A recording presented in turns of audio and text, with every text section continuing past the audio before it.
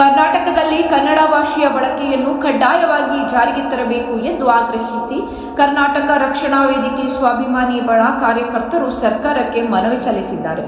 ರಾಜ್ಯದ ಅಧಿಕೃತ ಭಾಷೆಯಾದ ಕನ್ನಡವನ್ನು ಆಡಳಿತ ಭಾಷೆಯಾಗಿ ಪರಿಣಾಮಕಾರಿಯಾಗಿ ಜಾರಿಗೆ ತರಬೇಕಾದ ಅಗತ್ಯತೆ ಇನ್ನೂ ಹೆಚ್ಚುತ್ತಿದೆ ಎಂದು ಸಂಘಟನೆಯ ಪದಾಧಿಕಾರಿಗಳು ಹೇಳಿದ್ದಾರೆ.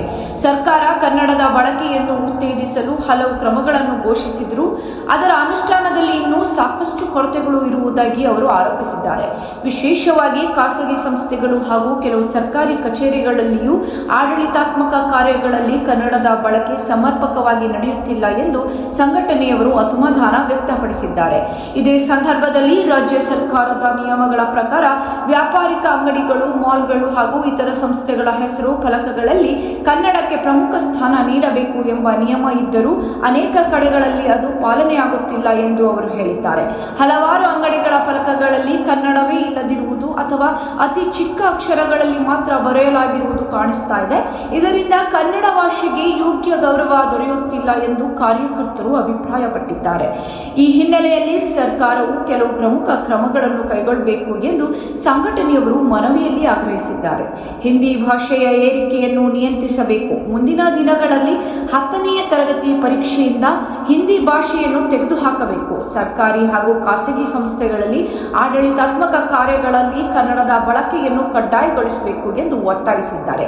ಅದೇ ರೀತಿ ಎಲ್ಲಾ ವ್ಯಾಪಾರಿಕ ಅಂಗಡಿಗಳು ಮತ್ತು ಸಂಸ್ಥೆಗಳ ನಾಮಫಲಕಗಳಲ್ಲಿ ಕನ್ನಡಕ್ಕೆ ಪ್ರಮುಖ ಸ್ಥಾನ ನೀಡುವಂತೆ ಕಟ್ಟುನಿಟ್ಟಾಗಿ ಜಾರಿಗೊಳಿಸಬೇಕು.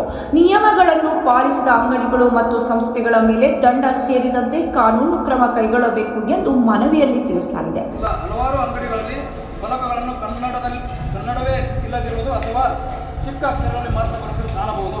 ಈ ಹಿನ್ನೆಲೆಯಲ್ಲಿ ಸರ್ಕಾರವು ಈಗಿನ ಕ್ರಮಗಳನ್ನು ಸಾಕಷ್ಟು ಪರಿಣಾಮಕಾರಿಯಾಗಿ ಅನಿಸುತ್ತಿದೆ. ಆದ್ದರಿಂದ ಹಿಂದಿ ಭಾಷೆ ಏರಿಕೆಯನ್ನು ಶಾಶ್ವತವಾಗಿ ನಿರ್ಮೂಲನೆ ಮಾಡಬೇಕು. ಮುಂದಿನ ದಿನಮಾನಗಳಲ್ಲಿ 10ನೇ ತರಗತಿಯ ಪರೀಕ್ಷೆಯಲ್ಲಿ ಹಿಂದಿ ಭಾಷೆಯನ್ನು ತೆಗೆದುಹಾಕಬೇಕು ಮತ್ತು ಸರ್ಕಾರಿ ಮತ್ತು ಖಾಸಗಿ ಸಂಸ್ಥೆಗಳ ಆಡಳಿತಾತ್ಮಕ ಕಾರ್ಯಕ್ರಮಗಳಲ್ಲಿ ಕನ್ನಡ ಬಳಕೆಯನ್ನು ಕಡ್ಡಾಯಗೊಳಿಸುವುದು. ಎಲ್ಲ ವ್ಯಾಪಾರಿಕ ಅಂಗಡಿಗಳನ್ನು ಮತ್ತು ಸಂಸ್ಥೆಗಳ ಫಲಕಗಳ ಕನ್ನಡಕ್ಕೆ ಪ್ರಮುಖ ಸ್ಥಾನ ನೀಡುವಂತೆ ಕಟ್ಟುನಿಟ್ಟಾಗಿ ಜಾರಿ ಮಾಡುವುದು. ನಿಯಮಗಳನ್ನು ಪಾಲಿಸಿದ ಅಂಗಡಿಗಳು ಮತ್ತು ಸಂಸ್ಥೆಗಳ ಮೇಲೆ ದಂಡ ಹಾಕುವುದು. ಇತರೆ ಕಾನೂನು ಕ್ರಮಗಳನ್ನು ಕೈಗೊಳಿಸುವುದು. ಈ ನಿಯಮಗಳನ್ನು ಅನುಷ್ಠಾನವಾಗಿ ನಿಯಮಿತವಾಗಿ ಪರಿಶೀಲಿಸಲು ವಿಶೇಷ ಕಾರ್ಯಪಡೆ ಅಥವಾ ಮೇಲ್ವಿಚಾರಣಾ ವ್ಯವಸ್ಥೆಯನ್ನು ರೂಪಿಸುವುದು.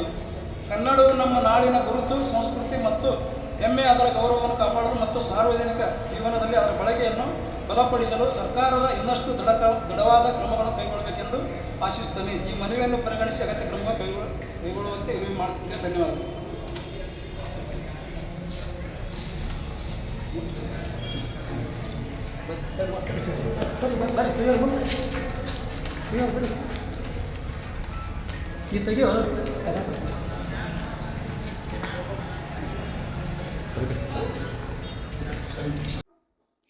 ಈ ನಿಯಮಗಳ ಅನುಷ್ಠಾನವನ್ನು ಪರಿಶೀಲಿಸಲು ವಿಶೇಷ ಕಾರ್ಯಪಡೆ ಅಥವಾ ಮೇಲ್ವಿಚಾರಣಾ ವ್ಯವಸ್ಥೆಯನ್ನು ರೂಪಿಸುವಂತೆ ಸಂಘಟನೆಯವರು ಸರ್ಕಾರವನ್ನು ಆಗ್ರಹಿಸಿದ್ದಾರೆ.